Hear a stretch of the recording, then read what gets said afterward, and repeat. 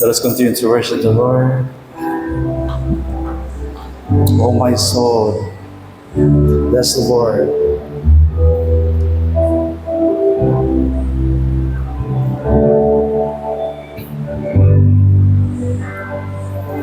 Oh, bless the Lord, oh my soul, and oh my soul, and worship His holy name. Sing like never before, and all my soul, I worship Your holy name. The sun comes up, it's a new day dawning. It's time to sing Your song again. Whatever may pass and whatever lies before me, let me be singing when the evening comes. Bless the Lord, oh my soul, and oh my soul, and worship His holy name. Sing like never before.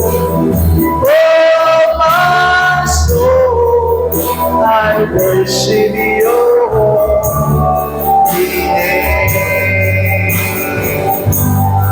And You're rich in love, and You're slow to anger. Your name is great, and Your heart is kind. For all Your goodness I will keep on singing. 10,000 reasons for my heart to find. Bless the Lord, oh my soul. Bless the Lord, oh my soul. And oh my soul, and worship His holy name. Sing like never before. Oh my soul, I worship Your holy name. Everyone's declare.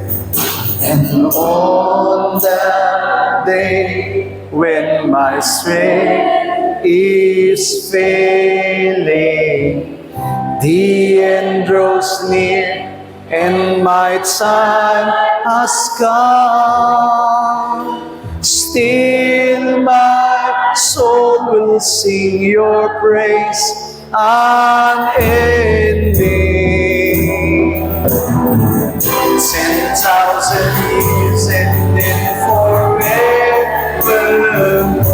Bless the Lord, oh my soul. Bless the Lord, oh my soul. And oh my soul, and worship His holy name. Sing like never before. Oh my soul, I worship Your holy name. And I worship Your holy name. Lord, I worship Your holy name. Sa oras mong ito, buksan natin ang ating mga labi sa pananalangin. If you want to be blessed with the Word of God, pray aloud to the Lord that you will be led by the Holy Spirit. Ikaw na hindi nakakaunawa ng salita ng Diyos ay manalangin Panginoon, bigyan mo ko ng kaunawaan sa salitang maririnig ko sa umagang ito. Ikaw na patuloy na mayroong pag-aanilangan, idalangin mong Panginoon, bigyan mo ko ng pagtitiwala sa iyong mga salita. Oh my soul, overcome. Oh my soul, overcome. Oh my soul, overcome. And oh my soul, overcome. Ama namin Diyos, naririto kami muli na lumalapit at dumudulog sa iyong harapan. Wala kaming magagawa, Panginoon, kung kami hiwalay sa iyo. What we pray now, Father God, is the leading of your Holy Spirit, Panginoon. Sapagat ang hangarin po namin, Panginoon Diyos, ay matuto kami, lumago kami, at patuloy na maranasan namin ang kapayapaan at kagalakan sa pagtanggap ng iyong mga salitang ihahayag sa aming kalagitnaan, Panginoon God. Tunay nga, Panginoon, ikaw lamang ang hinahangad namin, ikaw lamang ang ninanasan ng bawat sa amin, Panginoong Diyos. Ingatan mo kami, Panginoong Diyos, habang kami nakikinig ng iyong mga salita. Hayamang mahayag ang katwiran at kalooban mo. At tanggalin mo mga pag-aanilangan. Tanggalin mo ang mga Panginoong Diyos sa mga kadulumihanan sa aming mga buhay. Tanggalin mo, Panginoong Diyos, ang pagkabulag sa iyong mga salita. At hayamang ikaw lamang ang madakila namin. Ikaw lamang ang mapapunihan namin. Ikaw lamang, O Diyos, ang makilala namin, Panginoong Diyos. Pagkaisahin mo kami sa isang pananampalataya, Panginoong God. At naniniwala kami ng iyong banal na Espiritu Santo ang lalagi at dadaloy sa aming mga buhay. Tanggalin at itaguhin mo ang lahat ng gawa ng diablo, Panginoong Diyos, at palitan mo ito ng tunay na kagalakan sa pagtanggap sa iyong mga salita. Ama namin Diyos, maraming salamat po sapagkat niloob mo na kaming lahat ay maparito sa iyong bahay-sambahan. Alam po namin, Panginoong Diyos, na ito'y kalooban mo, that we may all receive and hear your word, Father God. Nadalangin po namin, aming Diyos, na hayaan mo na ikaw ang siyang makilala at marinig namin ang iyong tinig, Panginoon. Itago mo ang kahinaan ng iyong likod, Panginoon, at hayaan mo ng kalakasan at kapangyarihan mong mahayag sa aming kalagitnaan. Ilid mo kami sa pamagitan ng iyong Espiritu Santo mula sa umpisa hanggang sa matapos. At naniniwala kami ng iyong presensya ikukulungin mo sa lugar na ito, Panginoon. At isusugong mo yung mga anghel, Panginoon, upang bantayan ang apat na sulok ng iglesia ito, O Diyos. Ikaw lamang, O Diyos, ang tunay naming madakila. Pagpalain mo rin ang mga kamay na walang sawa at tapat na nagbibigay ng kalang ikapu at handog para sa iyong gawain. Hayaan mo, Ama, na maranasan nila ang pangako mo sa iyong mga salita at hindi sila magkulang sa lahat ng kanyang pangailangan. Tanggapin mo, O Diyos, ang aming papuri, ang aming pagsamba at ang aming pagdakila. Ito po ang aming dalangin sa pangalan ni Jesus. Amen. Palakpakan po natin ang ating Diyos sa buhay. You may all be seated.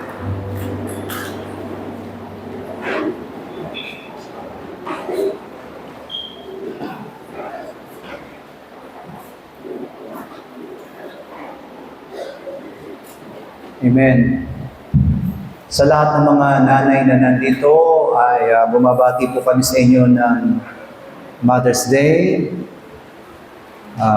Araw-araw naman po na kinikilala namin ang pagiging nanay ninyo.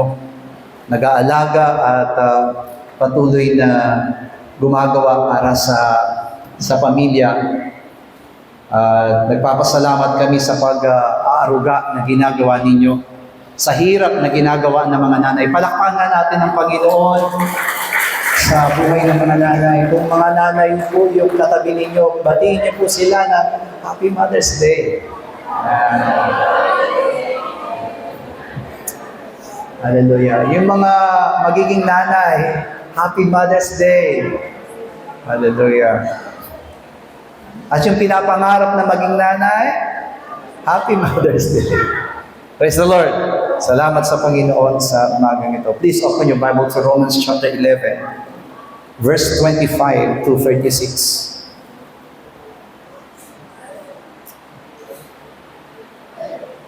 Purihin ang Panginoon sa buhay ng ating praise and worship. Nagde-develop yung tugtog ninyo. Naririnig namin lahat. Amen. Yung mga sensitive ang mga tenga sa music. Mapapansin niyo po kung paano naririnig lahat yung sounds. Amen. Nawa ay tuloy-tuloy na ganyan. Keep up the good work, praise and worship. And we hope and pray na mas lalo pang mag-develop. Habang nagde-develop din yung music natin, tawag dito, yung ating mga audio. Amen. And yun lang yung pakiusap ko talaga. Sana mayroong isang tao na maging concerned about the sounds, about audio.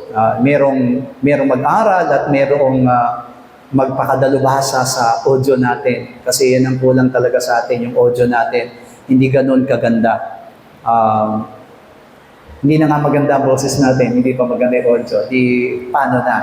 So, kailangan meron talagang isang magpapaganda ng audio system natin para maisaayos yung ating pong audio. Hallelujah. Kaya kung mapapansin niyo po yung sounds natin, parang minsan nandito tapos biglang lilipat dito sa kabilang speaker. And dinadalangin namin na hindi na po maging ganun yung sounds ng ating pong church. Romans chapter 11 verse 25 to 36, sabay-sabay po natin basahin. Sapagkat hindi ko ibig, mga kapatid, na di ninyo maalaman ang hiwagang ito. Baka kayo'y mga marunong sa inyong sariling mga hapa na ang katigasan ng isang bahagi ay nangyari sa Israel hanggang sa pumasok ang kapunuan ng mga Hintil. At sa ganito, ang buong Israel ay maliligtas, gaya ng nasusulat, magbubuhat sa Sion ang tagapagligtas. Siya ang maghihiwalay sa hapok ng kalikuan. At ito ang aking tipan sa kanila. Pagkaalisin ko ang kanilang mga kasalanan tungkol sa Ebanghelyo ay mga kaaway sila dahil sa inyo. Datapwat tungkol sa pagkahirang ay mga pagkaibig sila dahil sa mga manulang. Sapagkat ang mga kaloob at ang pagtawag ng Diyos ay hindi nagbabago. Sapagkat kung paano kayo ng makaraang panahon ay mga masuwayin sa Diyos. Datapwat ngayon kayo'y nagkamit ng habag sa pamamagitan ng kanilang pagsuway. Gayon din naman ang mga ito ay naging mga subayin ngayon upang sa pamamagitan ng habag na ipinagkaloob sa inyo, sila namay magkamit ngayon ng habag. Sapagkat ang lahat ay kinulong ng Diyos sa kasubayan upang siya'y mahabag sa lahat. O kalaliman ng mga kayamanan ng karunungan at ng kaalaman ng Diyos, o di matingkalang mga hatol niya, at hindi madilim na kanyang mga daan, sapagkat sino nakakaalam ng pag-iisip ng Panginoon, o sino kanyang maging kasangguni, o sino ang nagbigay ng una sa kanya, at siya'y babayaran muli, sapagkat kanya, at sa pamamagitan niya, at sa kanya, ang lahat ng mga bagay, so makanya nawa ang kalwalatian magpakailanman, siya nawa. Amen. Do not go beyond the word.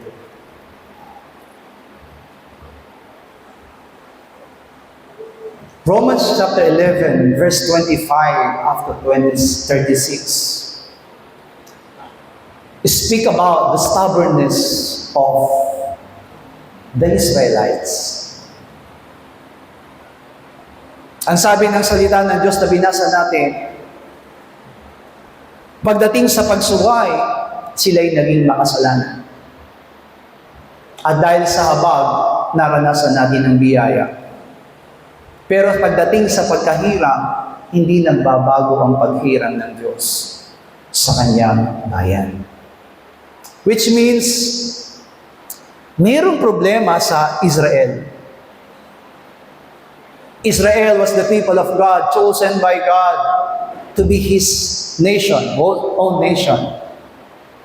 Isang bayang walang kakayanan, isang bayan na matigas ang ulo, isang bayan na masuwayin, and never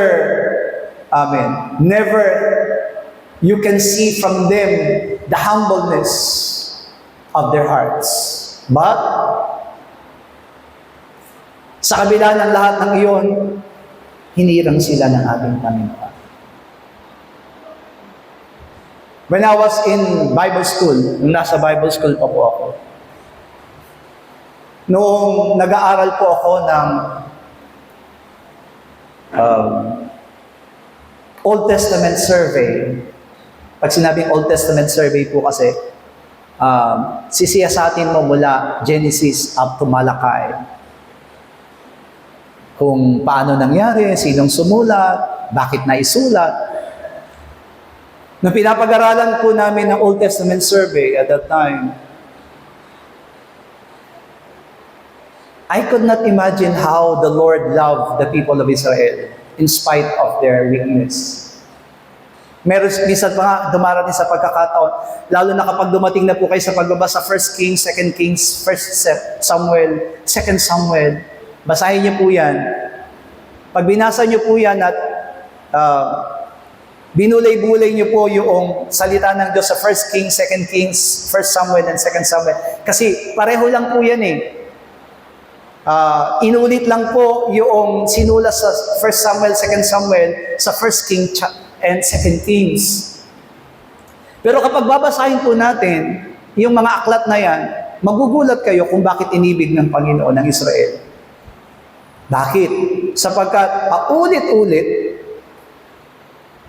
yung ginagawa nilang pagkakasala sa harapan ng Panginoon. They despised the Lord. They rejected the Lord. They give up everything for the Lord. At lumipat po sila sa ibang Diyos. Pero kapag may dumarating na mga bagay na sumpa o kapahamakan sa kanilang mga buhay, they return to God and God accept them. Kaya kapag nagbabasa po tayo ng Biblia at kung nag-aaral tayo ng Biblia at hindi natin naunawaan ang salita ng Diyos, magkakaroon tayo ng ibang implikasyon. Magkakaroon tayo ng ibang pangunawa. At hindi natin maintindihan yung puso ng Panginoon tungkol sa pinapakita niyang habag, pag-ibig sa mga Israelita. Pero kapag binasa na po natin ang bagong tipan, iba na ang makikita natin. It is the life of the Gentiles. Diba? Yes, of course, nung dumating ang ating Panginoong Jesus, His priority is to bring back all His nations, all His people, or His nation, to God the Father. Kaya nga ang utos niya sa mga alagad, do not go far from Israel and hanapin yung mga nawawalang angkan ng Israel na lumayo sa Diyos. Pero alam natin na hindi yan ang mensahe, yan yung pinakamensahe ng bagong tipan.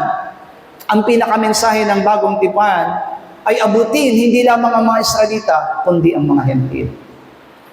Because if there is kung wala pong naging bagong tipan, wala tayo ngayon sa church. Wala tayo ngayon dito, wala tayong pagpupuri. Nandun tayo sa kinagisnan natin. Nandun tayo sa tradisyon na meron tayo. Siguro ang Pilipinas ngayon naniniwala pa rin sa anito. No? Siguro ang Pilipinas naniniwala pa rin doon sa mga pinapaniwalaan ng ating mga ninuno. Hindi naman tayo, di ba? We are not inborn Catholic. Ang Pilipinas po, mga minamag ko, may ibang, di ba ang tawag nga natin sa Diyos, bathala eh. Diba? Kapag binasa natin yung Filipino book natin na panitikan, ang tawag ng mga Pilipino sa Diyos ay bathala. Pero tatanungin natin yung sarili natin ngayon, do you still believe in bathala? Pagka naniniwala pa rin kayo sa bathala, ibig sabihin, hindi pa rin po kayo mananampalataya. Kasi hindi natin naintindihan ang salita ng Diyos. But when we became Christians, we tried to demolish those kind of teachings, those kinds of understanding about old traditional way. Sapagat naniwala tayo na si Jesus ay ipinadala sa atin upang ang bawat isa sa atin ay magkaroon ng kaligtasan. And He is really our Savior. He is really our Messiah. So yung katigasan po ng Israel, amen, katigasan ng ulo ng Israelita ang naging pamamaraan, naging way ng Panginoon para abutin ang mga Hentil na katulad natin. Gentiles who do not know about God, Gentiles who do not have God in their lives.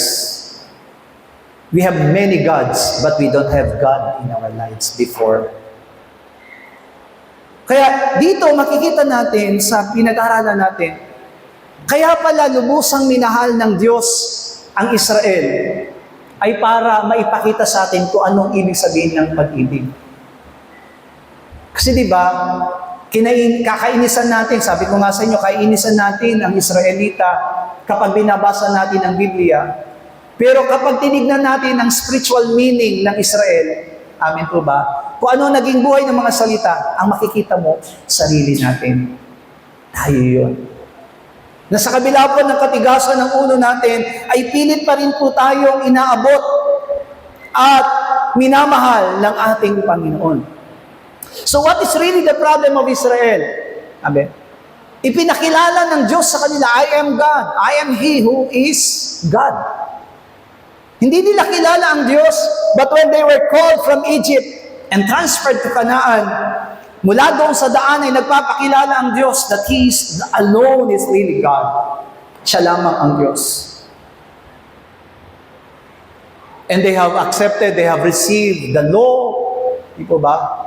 Sa pamamagitan ni Moises, ibinigay sa kanila ang kautusan at ang kautusan na magiging guidelines ng mga salita on how to please our God. Di ba sabi nga ni Pablo, kung walang kautusan, walang kasalanan. Di ba? Kasi pero sinabi ni Pablo, wag natin sabihin na ang kautusan na nagtuturo ng kasalanan. Hindi po. Hindi natin malalaman kung anong kasalanan kung walang kautusan.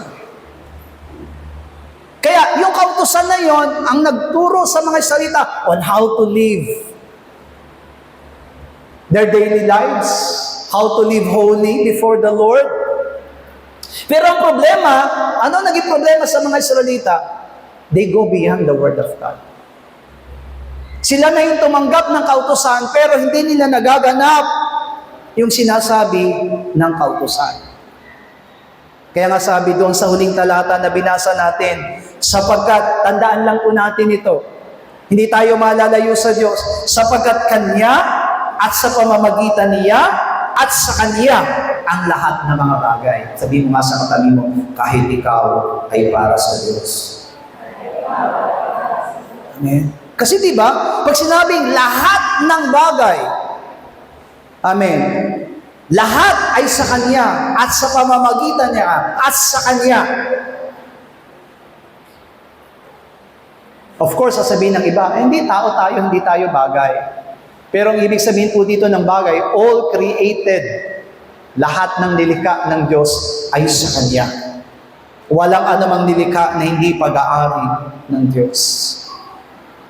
Kaya, yun yung isang bagay na naging kakulangan ng mga salita. They go beyond the Word of God. Amen. Marami na mga propeta, amen. Of course, not all prophets are bad. But there are also prophets who are good. Na sila ay sumunod, tumalima sa salita ng Diyos. Pero meron ding mga prophets na humiwalay sa Diyos. Hindi lahat ng kings ng Israel ay good. Dahil marami ring hari ang humiwalay o lumayo doon sa salita ng ating Panginoon. Sabi nga sa ating introduction ngayon, men should always stand with God. Na ang tao ay kailangang naninindigan para sa Diyos. Bakit? Siguro magiging katanungan natin, bakit kailangan natin manindigan lagi para sa Diyos? Because God works with His will. Ang Diyos ay gumagawa, hindi ayon sa kalooban ng tao. Hindi na, kaya nga diba, sino ang magtuturo sa Diyos? Ang sabi dun sa binasa natin talata. Sabi doon sa verse 34, di ba? Sapagkat sino ang nakakaalam ng pag-iisip ng Panginoon o sino ang sa Kanya'y naging kasangguni? Meron ba hiningan? Tayo kasi di ba, kapag meron tayong hindi nalalaman, kapag meron tayong hindi naunawaan, naghahanap tayo ng mga tao na may kakayanan na unawain yung bagay na yon at magtatanong tayo sa Kanya. Amen? Because no one is perfect. Kahit na sinong matalinong tao, nangangailangan siya ng katanungan sa iba. Di ba? Sabi nga, di ba, no man is an island. Amen. Hindi pwedeng mamuhay ang isang tao na hindi natin kailangan ng kasama. Kung kayo medyo, may mga tao kasing ganun loner. Pero nakakatakot ang loner. Kasi ang mga loner, yung laging nag-iisa, very crucial sila dun sa tinatawag na depressions. Kasi wala silang outlet, wala silang nasasabihan. Kaya kung halimbawa ganun ang ugali ninyo, masyado kayong loner, change your mind.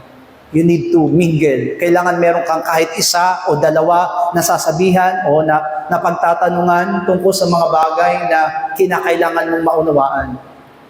But for God, sino yung kanyang lalapitan para kasangguniin? Amen. Para tanungin, ano ba ang gagawin ko? God is different. Yung Diyos po na na kinikilala natin, yung Diyos na sinasamba natin, at Diyos na pinaglilingkuran po natin, He works according to His own will. Hindi po siya kailangan sumangguni sa atin kung ano ang kanyang gagawin. Bakit? Sapagkat kakaiba ang Diyos. Bakit? Hindi pa nangyayari. Planado na ng Panginoon. All things was planned. Naplano na ng Panginoon. Anong sabi doon sa Daniel chapter 4 verse 35? At ang lahat ng mananahan sa lupa ay nabilang na sa wala. At ang kanyang ginagawa ay ayon sa kanyang kalooban sa buo ng langit at sa mga nananahan sa lupa.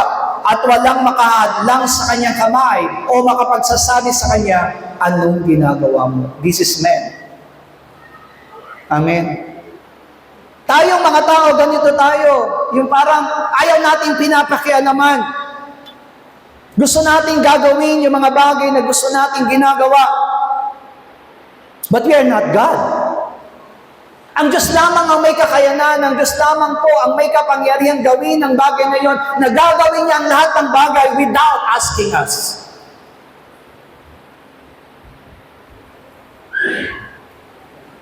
Bakit?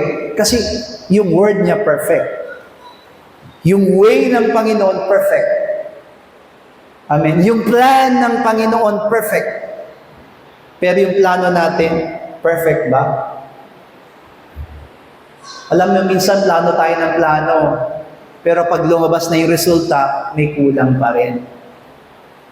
Hallelujah. Meron tayong mga bagay na ginagawa. Actually, yung mga estudyante, gusto natin makakuha ng 100% na grades sa school. Amen. Nung nag-aaral ako, yan ang lagi kong pinapangarap pagka may exam.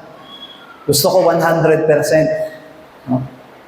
Naalala ko tuloy ng high school ako, na-transfer ako sa Pampanga. Dahil transferee lang ako, nandun ako sa lowest section. Nilagay, di ba, ganyan ang transferee, di nilalagay sa lowest section. So, hindi pa ako kilala that time. Galing ako sa Roosevelt College, Marikina. Tinransfer ako sa Holy Cross. Parehong Catholic school. Nung nag-aaral po ako, nagpursigi ako na wala kasi akong kakayanan eh. Bukod sa maliit ako, payat pa. Kumbaga, walang ano talaga, kumbaga, hindi ka nila mapapansin. Ang liit ko po noon, lagi ako nasa hulihan kapag CAT namin. Ako lagi yung huling bilang po. Sir, doon ako lagi sa CAT dahil pinakamaliit ako. So, nasa lowest section po ako kapag nag-e-exam, sabi ko, madali lang tong exam na to. No, sisisiwin ko lang to. Magre-review. Wala ko po talagang ginagawa kasi wala akong barkada. Wala akong kaibigan sa school kasi nga bago lang. So, ginawa ko po, aral lang. Ilalakad ko lang eskwelahan, mula eskwelahan hanggang bahay, bahay hanggang eskwelahan. Amen. Dumating sa exam, first quarter, nag-exam kami. Natalo ko yung valedictorian namin. Ang nakuha kong grades, perfect doon sa score, sa social studies and science. Yung valedictorian ng school, nasa 98, 97 lang nakuha niya. Hindi siya makapaya. Pumunta siya sa room namin. Tinitignan niya kung sino si Maliwat, nasan si Maliwat, anong itsura ni Maliwat. Amen. Lahat. Kaya sabi ko, bakit maraming tao doon sa may, di ba yung room ng mga estudyante, panahig bintana, lahat ng estudyante nandoon, section 1, section A, nakasilip sa amin. Sinisilip nila kung sino naka-perfect. Hanggang 4th grading, natatalo ko siya sa exam. Kaya pagdating ng 4th year ko, naging section A po ako. Nasa section A na po ako, nakita ko kung bakit siya naging valedictorian. Nangungopia lang siya. Nagko-kode ko rin. Ganun, sabi ko, ganun pala ang section 1. Akala ko yung mga section 1 matatalino. Nagkakamali kayo. Number 1 po silang nangungodi ko. Kung may matalino sa lowest section, matalino talaga sila. Pero yung matalino sa higher section, hindi ako naniniwala matalino. Ginagawa lang nila na dahilan. Kasi pag section A po kasi priority yan ng mga teacher. Very sila ang tag doon? Lagi silang apple of the eye. Kaya kapag may pinanlalaban, kukuha agad sa section A. Pero hindi lahat ng nasa section A matatalino. Kaya natuto kong mangodi ko nung nasa section A na ako. Opo, yung teacher po kanina, teacher po namin sa science, naikwento ko lang sa inyo, yung teacher namin sa science, malabo ang mata. Si Mrs. Bernardo. Okay, class, kasi matanda na po siya, doktora siya. Okay, class, get your 1/4 sheet of paper. Doon, kami ng 1/4. Science po siya, physics. No? Alam niyo naman ang physics, diba? Ba't mahirap? Alam niyo po ba, nakaharap na po namin siya, yung harap na, tapos nakalibukas yung libro, yung answer, tinitignan na po namin. Hindi ba niya, okay, class, do not copy here. Amen. Ganyan po tayo mga tao. We want to be perfect. Amen po ba? Gusto natin maging perfect, pero kulang. Kaya diba, anong sabi po doon sa isang hari sa Lumang Tipan? Mene, mene, tekel. Diba? Diba? Natatandaan niyo po yun, yung merong nagkaroon ng sulat sa pader na mene, mene, tekel. Diba? Ano ibig sabihin doon? Tinimbang ka, ngunit kulang. Kasi we cannot be perfect. Pero ang Diyos, mga minamahal ko, kaya sabi dito ni Daniel, ganyan ang tao. Ayaw pinapakialaman. Pero tandaan po natin, pagdating sa harapan ng Diyos, wala po tayong may pagmamalaki. We need God in our lives. Because God only works for His will. Pero hindi tayo pwedeng lumakad, hindi tayo pwedeng mamuhay ayon sa ating sariling kalooban. Pero ang problema, man does not counsel with God. Amen. Yan po yung isang malaking bagay na nangyayari sa mga tao. Yung mga tao, pinipilit nila yung kanilang sarili, I don't need God. Sino dito makapagsasabing hindi niya kailangan ng Diyos sumiligaw na malakas na Amen? Di po ba wala? Kahit yung mga taong nasa labas, siguro kung tatanungin natin sila. Pero alam niyo po ba, kahit hindi kayo magsabi ng Amen, kapag hindi natin hinahayaan ng Diyos ang manguna sa atin, ibig sabihin, ayaw mong pakialaman ka ng Panginoon. Man does not counsel with God. Kaya minsan kahit na may mga plano tayo, di po ba, our plan is only our plan. Our ways is only our ways. Pero ang the best na gagawin natin, men should reverence God. Kailangan nating igalang ang Diyos. At yan yung hinahanap ng Panginoon sa mga Israelita. Amen. Tandaan po natin, hinirang sila ng Diyos, and time will come, God will face them. Haharapin pa rin sila ng Diyos at hinahangad ng Panginoon na maligtas ang kanyang sariling bayan. Pero ang hinihintay ng Panginoon ng Diyos ngayon sa kanila ay yung paggalang. Yung pagtingin ng Diyos, ng mga Israelita sa Diyos ay manumbalik. Tingnan po natin, Daniel chapter 4, verse 28 to 33.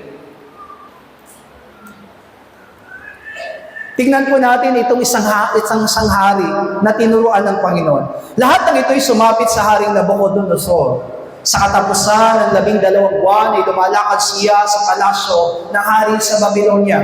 Ang hari ay nagsalita at nagsabi, hindi ba ito ang dakilang Babylonia na aking itinayo na pinakatahanang hari sa pamamagitan ng lakas ng aking kapangyarihan at sa ikalwalhati ng aking kamahalan?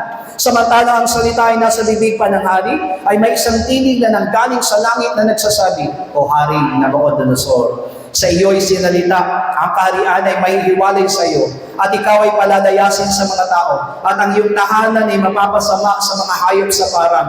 Ikaw ay pakakanin ng damo na gaya ng mga baka, at makapitong mangyayari sa iyo, hanggang sa iyo maalaman ang kataas-taasan ay nagpupuno ng kaharian ng mga tao, at ibinibigay sa kanino mang kanyang ibigin. Ng oras ng yaon ay natumad ang bagay kay Nabucodonosor, at siya'y pinalayas sa mga tao at kumain ng damo na gaya ng mga baka, at ang kanyang katawan ay nabasa ng hamog ng langit, hanggang sa kanyang buhok ay lumagong parang balahibo ng mga agila, at ang kanyang mga kuko ay parang mga kuko ng mga ibon. Sa madaling salita, si Nabucodonosor ay naparusahan. Ano yung parusa sa kanya? Nagmistula siyang hayop. Ang naging parusa sa kanya, he will eat. Amin po ba? Like animals, food. Yung damo ang kanyang kakanin. At magmimistulang siyang parang baliw. Pero tatanungin ko po kayo, ano ba naging kasalanan ni Nabucodonosor?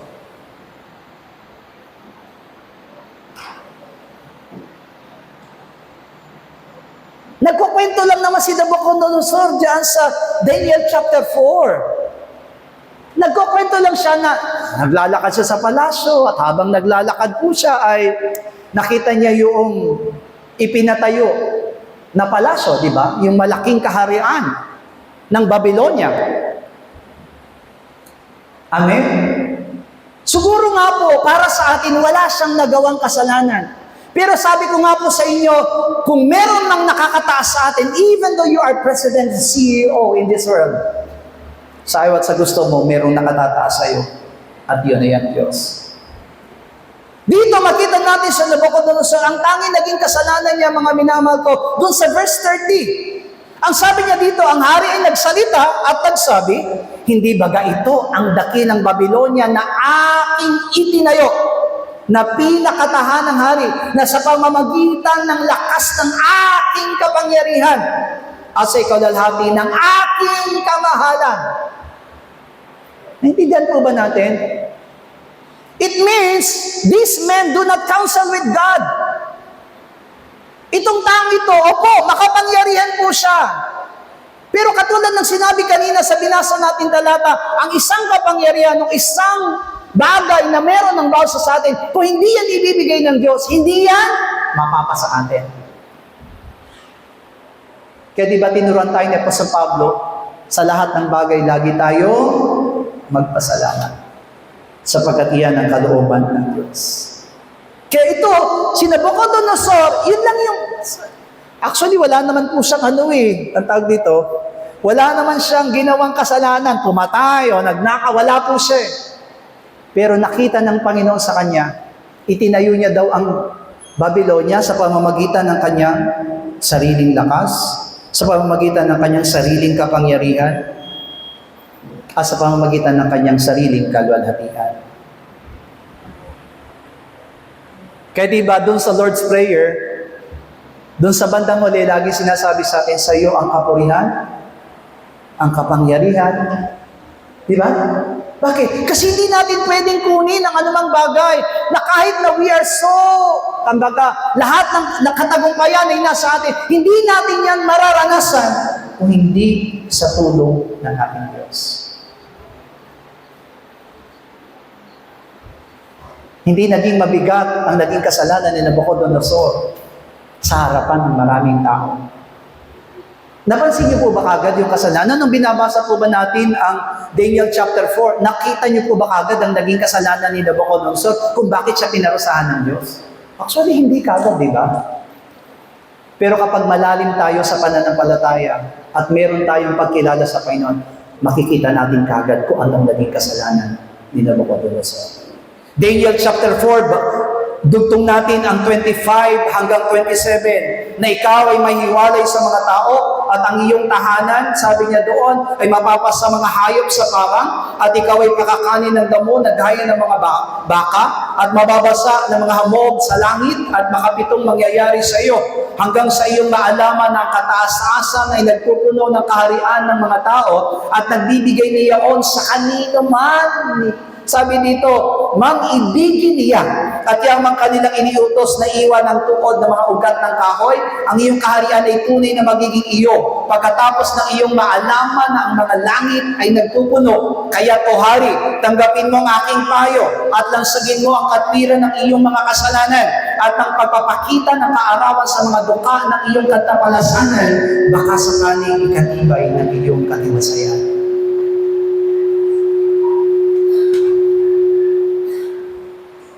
Do you understand the Word of God today? Makikita ninyo ngayon, di ba kanina hindi natin nakita yung kasalanan ni Nabucodonosor. But in verse 25, nilinaw na sa atin, nagkaroon siya ng kataasan. The one who is above all is not man, but the one who is above all is God. Kaya we need to take that counsel before the Lord. Hindi natin pwedeng baliwalain ang Diyos. Kaya kahit na kung meron man tagumpay, kung meron man katagumpayan na nararanasan ng bawat sa atin, isipin natin mabuti yung sinabi ng Panginoon dito sa salita ng Diyos. Ibinibigay niya yaon kanino man kung kanyang inibigay. Hallelujah. Kaya kung matagumpay po tayo ngayon sa ating buhay, thank the Lord because God allows you to have that. Amen? Inalaw ng Panginoon na maranasan mo ang ganitong bagay, pero tinuturo ng Panginoon, huwag kang maging mataas. That's why what God wants is the man calls for repentance. Yan ang hinahangad ng Panginoon sa atin. Yung magpakumbaba at magsisi. Amen. Kung meron mang pagmamataas sa atin, amen. Kung meron mang pagmamataas sa atin, hindi pwedeng mangyari. Kailangan nating pagsisihin yan. What has happened to the king, sabi dito, was revealed for men to know what we must do or what God wants us to do. Para malaman natin kung ano yung dinidesire, hinahangad ng Panginoon. Kasi di ba, reverse kasi ang tao doon sa hinahangad ng Panginoon. Kabaliktaran yung ginagawa ng tao doon sa sinanais ng Diyos sa atin. Men became irreverent to God. Kaya nung sabi ng Diyos, Psalms 33 verse 8, matakot nawa ang buong lupa sa Panginoon, magsitayo nawang may takot ang lahat ng mga taga-sanlibutan sa Kanya. Psalms 80 verse 7 says, isang Diyos na kakilakilabot sa kapulungan ng mga banal at kinatatukutan ng higit sa lahat na nangasa palibot niya.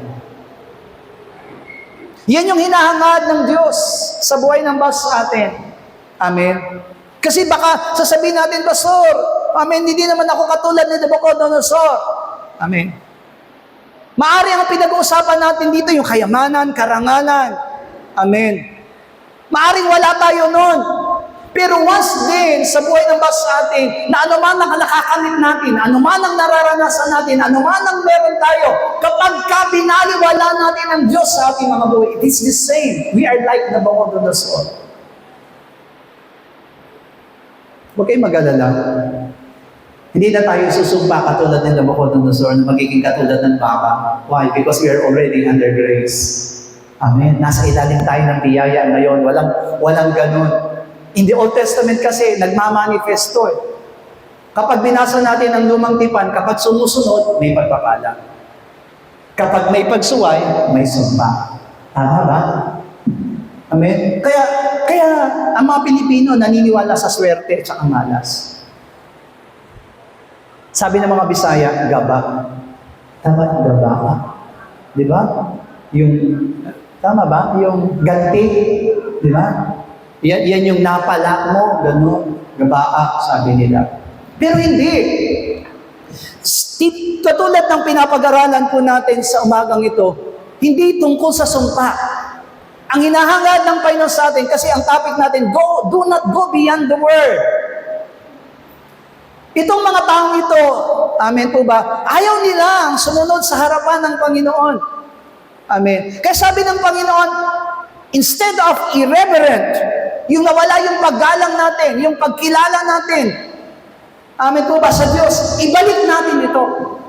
Kung ano man ang gagawin natin, kung ano man ang mga bagay na plano natin, kung ano man ang nasa natin. Let us ask the Lord, Lord, kayo na po ang bahala sa akin. Let your will be done. Amen?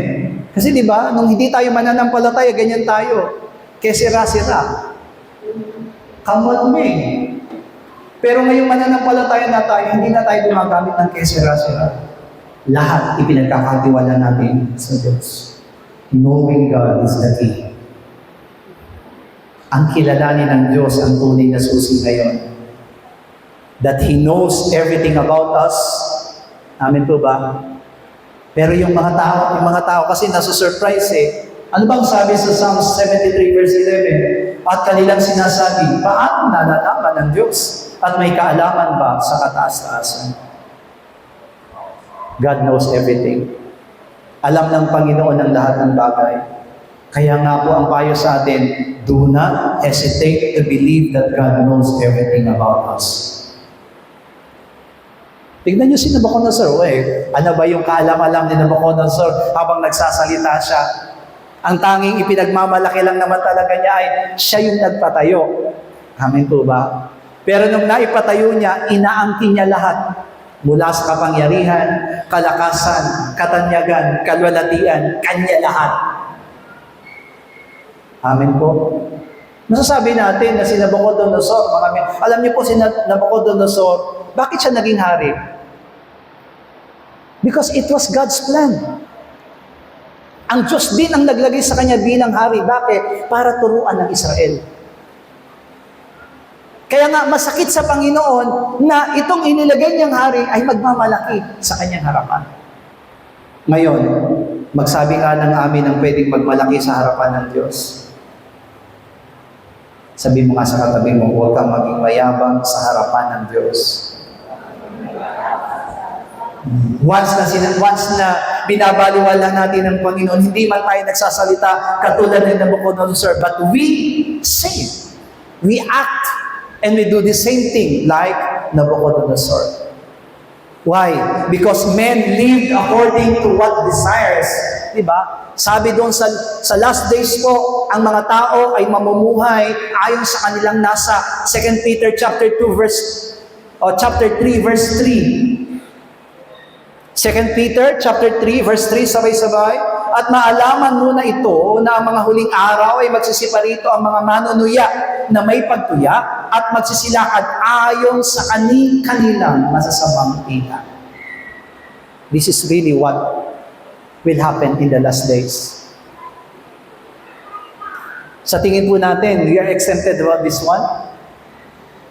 Di po, tao rin tayo eh. Kaya nga di ba habang nasa mundo tayo, ginagalawan natin ito. Amen. We are fragile to do these things. Kung hindi tayo kikilala sa Panginoon, maaring magawa natin yung mga bagay na ito. Men disrespect God's authority.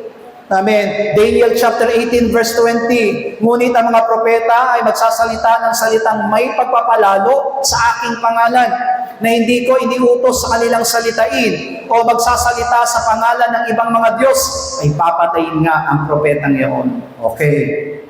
Diba? Sabi ko sa inyo kanina, last week, pinag-aralan natin, an eye for an eye, a tooth for a tooth. Kung ano ang ginawa, siyang ganti. Kasi lumang tipan, ganyan nga po. Why? Because they disrespect God's authority. Dito, ang pinag-uusapan na natin, mga minamahal ko, yung pinag-uusapan sa Daniel chapter 18 verse 20, mga minamahal ko, these are prophets. Ano ang problema sa mga propeta? Amen. Ano ang problema sa mga propetang ito? Sa Daniel chapter 18 verse 20, nagsasalita sila ng mga salitang hindi ipinapasabi ng Diyos.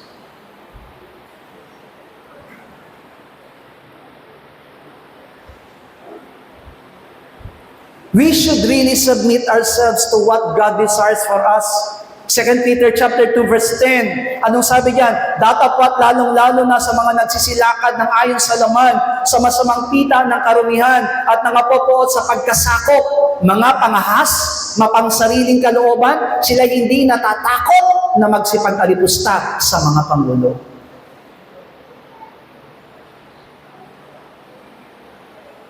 Remember what God will do if men will be indifferent with God's word. Ipinapakita lamang dito sa ating pinapag-aralan kapag tayo po'y naging kaiba, kapag tayo po'y lumayo doon sa salita ng ating Panginoon, these things will happen. Zephaniah chapter 1 verse 12 said, Zephaniah chapter 1 verse 12, at mangyayari sa panahon yaon na ang Jerusalem ay sisiyasatin kong may ilawan at aking parurusahan ng mga tao na nagsisiyupo sa kanilang mga latak na nangagsasabi sa kanilang puso, ang Panginoon hindi gagawa ng mabuti, hindi gagawa man siya ng masama. It means, di ba, God will do nothing. Amen? Walang magagawa ang Diyos sa akin. Amen. This is, in the last days, itong nangyayari. Na even, yung sinasabi dito, alam niyo po ba yung sinasabi ditong Jerusalem? Yung sabi niya dito, ang Jerusalem ay sisiyasatin kung may ilawan. Sa tingin niyo po ba, ang sisiyasatin ditong Jerusalem ay yung Jerusalem sa Israel? Hindi po. Di ba? Tandaan natin yung sinabi sa Book of Revelations, we are the new Jerusalem.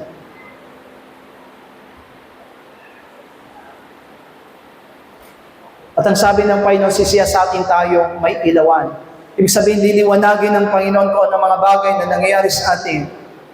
Kaya nga to, sabi doon, we must be bound to know and do not go beyond God's word. This is really the problem with the Pharisees. Ang mga Pariseo, alam nila ang kautusan, nabasa nila ang kautusan, pinaniniwalaan nila ang kautusan, pero anong problema sa kanila? Nung dumating yung katotohanan, ayaw nilang paniwalaan. Bakit? Kasi pinapakita nilang mas marunong sila kaysa dun sa katotohanan. Kaya ngayon, maintindihan natin mabuti kung ano ibig sabihin ng beyond God's word. Going beyond in God's word. Iyan yung mga ginagawa. Kaya nga yung mga propetang yun, hahatulan sila ng Diyos. Why? Because they're speaking the words that which God does not speak to them. Jeremiah chapter 6 verse 16. Ganito ang sabi ng Panginoon, magsitayo kayo sa mga daan at magsitingin kayo at ipagtanong ninyo ang mga dating landas kung saan ang mabuting daan at magsilakad kayo roon at kayo'y mga kasusumpong na kapahingahan sa inyong mga kaluluwa. Ngunit kanilang sinabi, hindi kami magsisilakad doon. Alam niyo po ba yung Jeremiah chapter 6 verse 16? Hindi niyo po ba alam itong verse na ito? Alam niyo po ba itong verse na ito? Yan po ang ginagamit ng mga dating daan. Ang sabi ng Panginoon kasi dyan, di ba?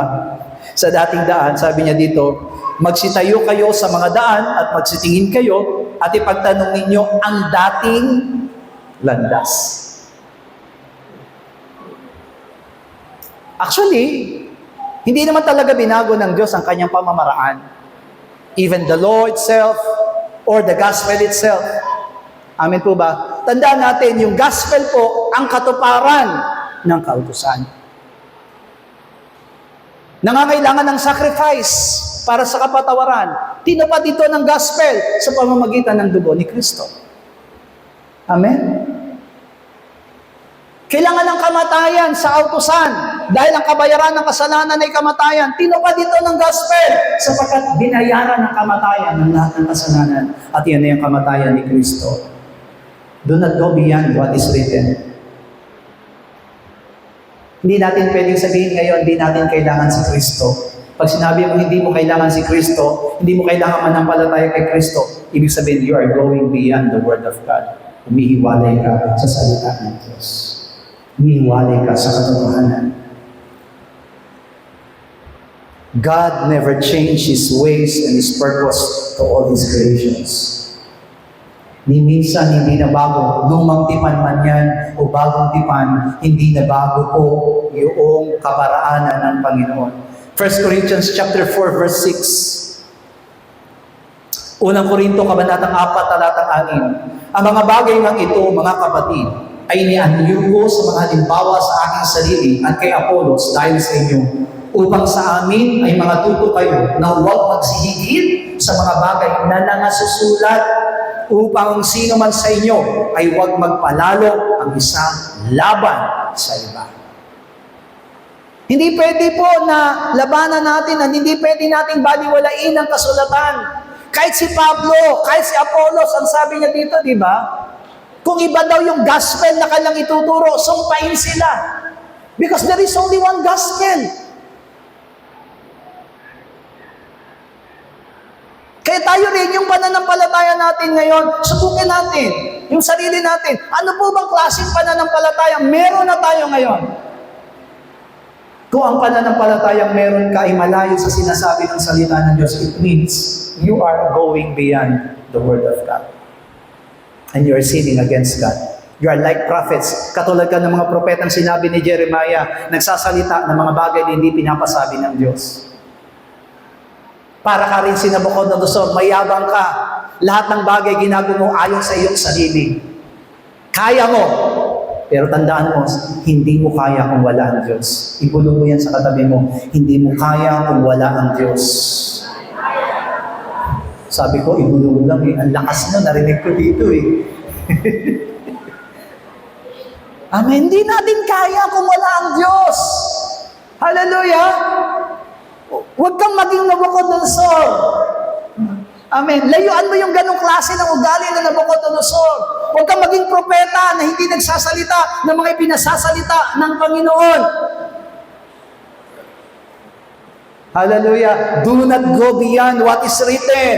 2 John chapter 1 verse 9. Ang sino mang nagpapatuloy at hindi nananahan sa aral ni Kristo ay hindi kinaroroonan ng Diyos. Ang mananahan sa aral ay kinaroroonan ng Ama at gayon din ng Anak. Ito yung tunay na pananampalataya.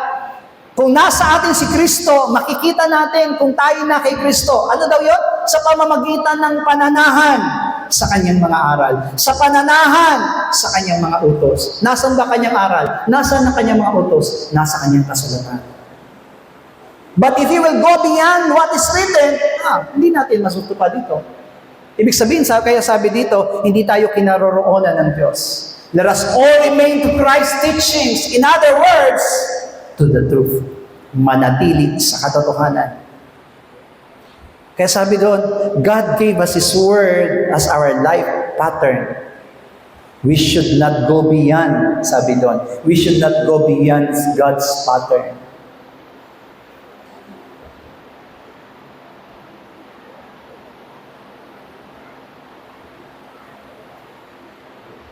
Wala po kong alam sa pananahe. But when Sister Amy introduces about Bella Collections, tapos nag-hire po kami, di ba? Nag-hire kami, yung dati niya talagang mananahi pa nung nandun siya sa may Alabang, dyan sa amin. Naninirahan pa siya sa Alabang, yun pa rin po yung mananahi niya. Nung tinuturuan niya kami about this Bella Collections, sabi niya, ganito, gumawa muna kayo ng mga pattern. Alam naman natin ang Bella Collections, focus on extra large o mga extra sizes women. Amen. Gumagawa rin naman ang Bella Collection dati ng mga pang-sexy, pero ang mismong focus ni Bella Collections is for excess, yung mga plus size women, yun po yun. So ngayon, yun yung unang project namin sa kanya. Pastor, paggawain mo sila ng small, medium, large, extra large, double extra large, triple extra large, hanggang 4 extra large. Amen. Mahalaga po yung mga pattern na yun. Bakit? Sapagkat binabasihan ng mga pattern na yun, paano magiging tama yung maisesend na damit doon sa customer. Sapagkat kapag namali doon sa pattern, amen po ba, kapag ka instead of triple XL, yung size ng babae na bumibili, pero ang nailagay mo ay double XL lang, magkakaroon kayo ng problema ni customer. So pattern is very important. Sa atin din, mga minamahal ko, isa lang pattern ang pinapatupad sa atin. Hindi tayo pwedeng iba-ibang pattern. Hindi pwedeng ako basta ako, hindi pwedeng gano'n. Basta ako ito yung palagay, hindi pwede. Church needs only one pattern. And our pattern is Jesus Christ, ang ating Panginoon. Kaya nung ibinigay sa atin yung salita ng Diyos, ito yung magiging pattern natin. Hindi tayo pwedeng humiwala, hindi natin pwedeng baliwalain yung pattern na ito. Amen po ba? Kaya sabi diyan, we should not go beyond God's pattern. Daniel chapter 4 verse 1 and 2. At ngayon, o Israel, dinggin mo ang mga palatuntunan at mga kahatulan ng aking mga itinuturo sa inyo upang sundin ninyo, upang kayo'y mabuhay at tumasok at inyong aliin ang lupain na ibinibigay sa inyo ng Panginoon, ng Diyos ng inyong mga magulang. Huwag ninyong daragdagan ni babawasan ang salita na aking niuutos sa inyo upang inyong maingatan ang mga utos ng Panginoon, inyong Diyos na aking iniutos sa inyo. Ano tayo yung number 1? Amen? Huwag ninyong daragdagan, huwag din ninyong babawasan.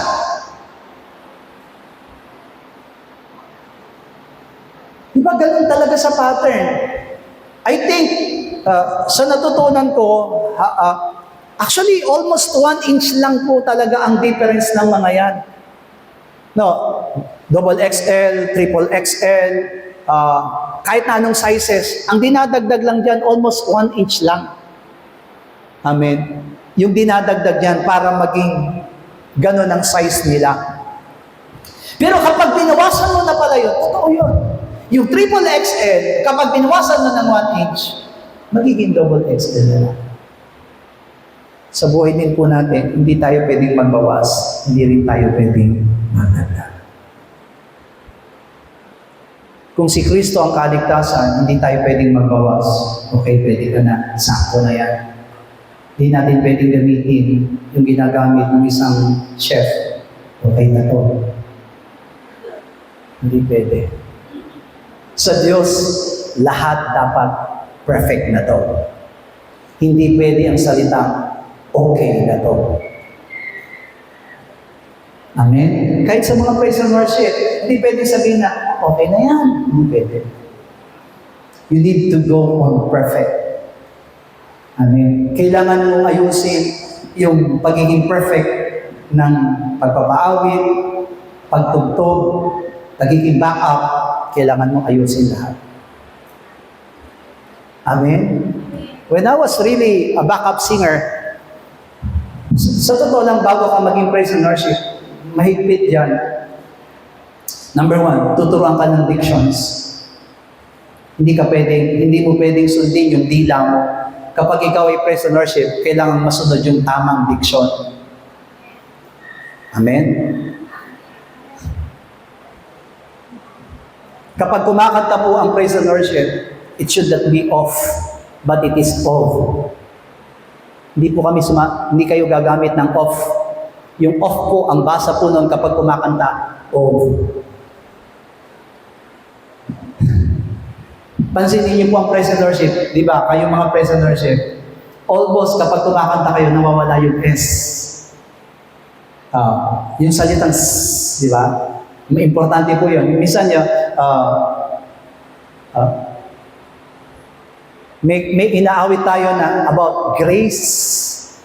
Pero kapag gray lang, gray, wala yung S. Wala yun. Importante po lahat yun. Timing. Amen. Timing.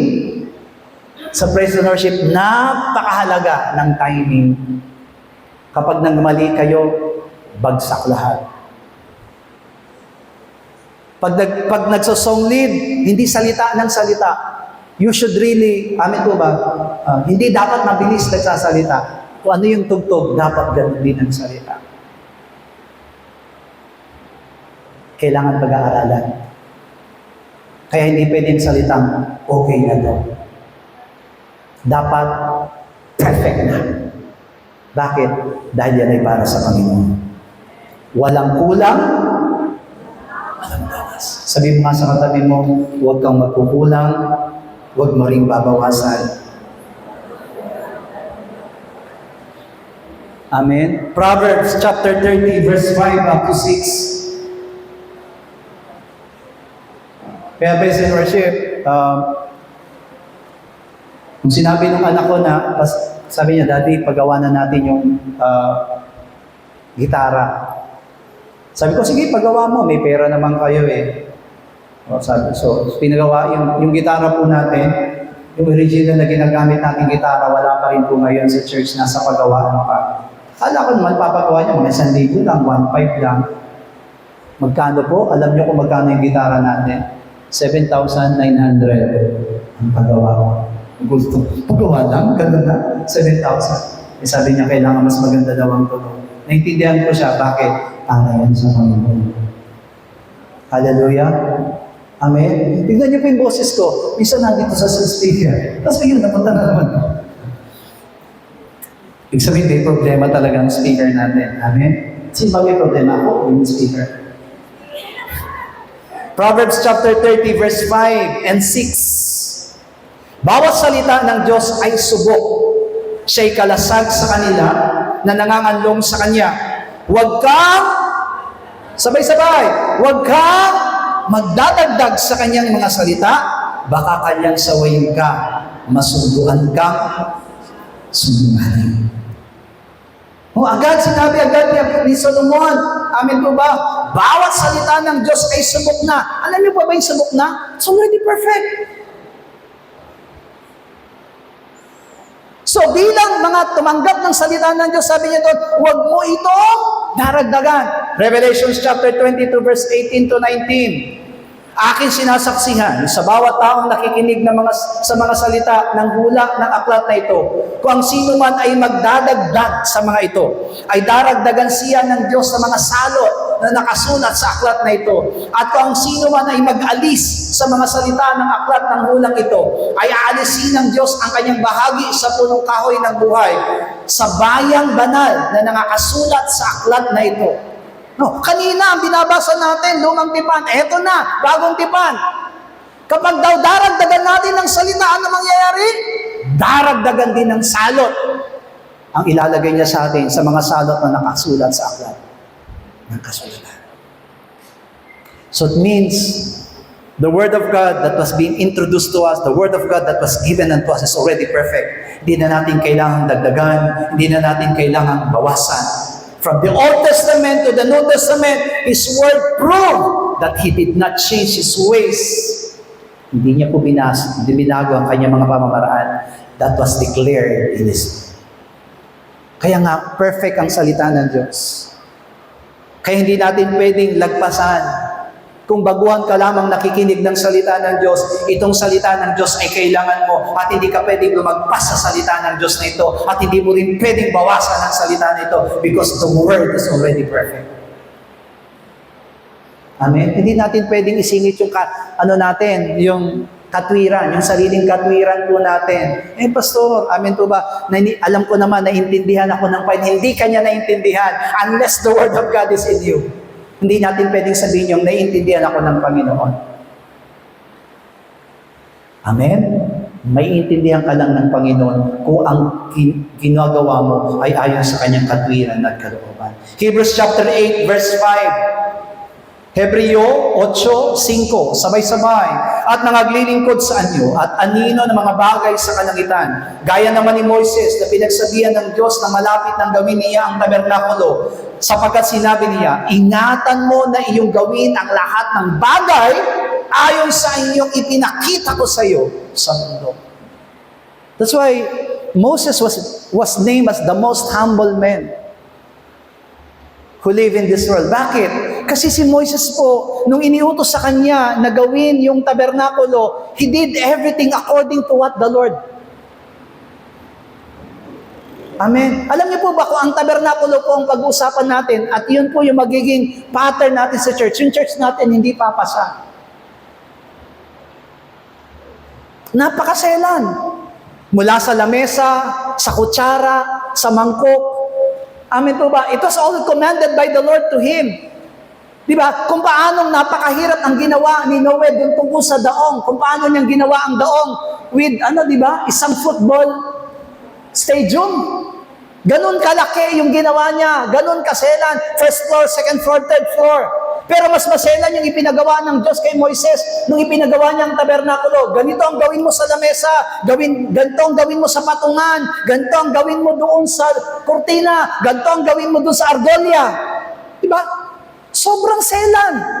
Anong sabi po ng Hebrews chapter 8 na binasa natin? Ginawa ni Moises according to what the Lord have told him.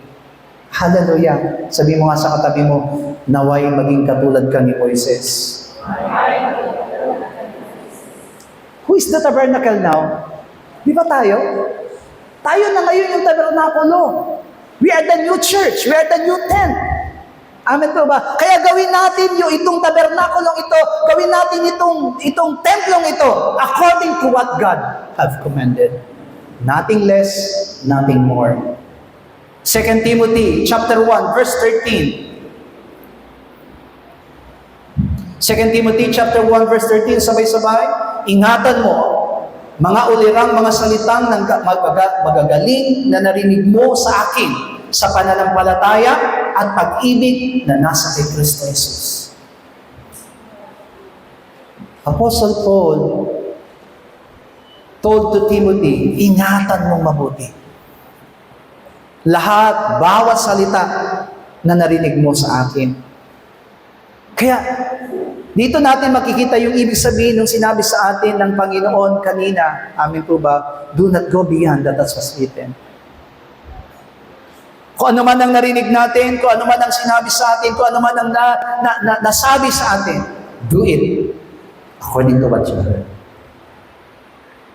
Next, God commanded us to obey. Tingnan natin, Joshua chapter 1, verse 5 up to 8. Joshua chapter 1, verse 5 up to 8, sabay-sabay. Walang makatatayong sino mang tao sa harap ng lahat ng mga araw na iyong buhay. Kung paanong ako'y sumasa kay Moises, ay gayon din ako sa iyo. Hindi kita iiwan, ni pababayaan kita. Magpakalakas ka at magpakatapang na mabuti, sapagkat inyong ipamamana sa bayan ito ang lupain na aking isinumpa sa kanilang mga magulang na ibibigay sa kanila. Magpakalakas ka lamang at magpakatapang na mabuti na isagawa mo ang ayon sa buong kautusan na iniutos sa iyo ni Moises na aking lingkod. Huwag kang liliko sa kanan o sa kaliwa, upang ikaw ay magtamo ng mabuting kawakasan saan ka man pumaroon. Ang aklat na ito ng kautusan ay huwag mong maghihiwalay sa iyong bibig, kundi iyong bulay-bulayin araw at gabi, upang iyong masunod na gawin ang ayon sa lahat ng nakasulat dito. Sapagkat kung magkagayoy, iyong pagiginawahin ang iyong lakad. At kung magkagayoy, magtatamo ka ng mabuting kawakasan. Kanina, wag babawasan, magdaragdagan. Ano naman ang key sa pangalawa? Huwag kang liliko sa kanan, huwag kang liliko sa kaliwa. Hallelujah! Natandaan niyo po ba yung nung nagkaroon ng nung ninakaw yung kaban ng tipan ng mga Pilisteo? Anong nangyari po doon sa nangyari sa mga Pilisteo nung ninakaw nila yung kaban ng tipan? Nagkaroon sila ng bukol mula ulo hanggang talampakan. Amen. Ngayon sabi ng mga Pilisteo, nung gagawin natin, panay bukol na lang tayo. Sabi niya, isa lang ang pamamaraan. Mag-offer kayo ng ginto. Di ba? Kung gaano kalalaki yung mga bukol na ninyo, ganun kalalaki rin yung ginto na ibibigay ninyo. At isa kayo sa kaban ng tipan at payaunin kasama ng mga baka. Di ba ba? Ang ginawa nga nila, nag-offer sila ng mga ginto, kung gaano kalalaki yung mga bukol nila, ganun din yung nilagay nila sa kaban ng tipan. At pinalakad nila yung baka. Ano yung nakakahanga sa baka? Yung mga baka po daw, hindi lumiko sa kanan, hindi lumiko sa kaliwa. Dire-diretso lang. Kamusta yung katabi mo? Ikaw ba? Saan ka ba patungo? Kaliwa, kanan, o tuwid? Diretso ba? Di po ba, karamihan ng mga mananampalataya, lumiliko sa kanan, sa kaliwa. Amen. Kaya sabi dito ng Panginoon, huwag kang liliko sa kaliwa, huwag kang liliko sa kanan. Sabi mo sa katabi mo, Huwag kang liko ng liko. Amen. Sigsag. Ang pananampalataya mukhang sigsag na. Mukhang Cannon Road. Papuntang Baguio. Hallelujah. Minsan, okay. Minsan, hindi. Amen. Pero kailangan, di ba, katulad ng pinag-aralan natin ng Friday, amen po ba? Those who are in the kingdom of God have peace and joy and grace. Hallelujah. Kaya tuwid lang. Sabihin mo sa katabi mo, tuwid lang tayo. Hindi po ako doon sa kabilang parte na sa matuwid na daan. Kasi, ang tawag doon? Eleksyon. Vote wisely, mga kapatiran. Amin po ba? Huwag kayong boboto ayon sa inyong sariling kapasyahan. Bumoto kayo na ipinanalangin nyo sa Panginoon. Hallelujah. Pinalangin nyo, Panginoon, ito yung iboboto ba? Amin po ba? So, ipanalangin nyo mabuti. Kung ginulong kayo mamayang gabi ng tigi 1,000, bigyan nyo naman kami. Amen. Nababalitaan namin meron daw nagugulungan ng 1,000 dito sa Las Piñas Hallelujah. Pero parang doon sa banda sa amin, parang walang pumaabot na 1,000. Amen. Parang wala nga kaming nababalitaan na, punta daw kayo doon, may tigi 1,000. Wala po talaga kami. Sabi ni Brother Arnold, kagabi pastor, nagbibigay ng grocery. Wala rin lang kami natanggap. Kaya yung hindi nagbigay, yun ang bibigyan namin ng boto. Bakit? Kasi ibig sabihin, yung mga taong ito, hindi sila kailangan magbigay para sila iboto. Kaya yung nagbigay sa inyo ng 1,000, huwag niyong iboto. Kasi kaya sila nagbigay, kasi, di ba? Ano yan? Kakabigyan sa inyo. Yung mga hindi nagbigay, yun ang iboto ninyo.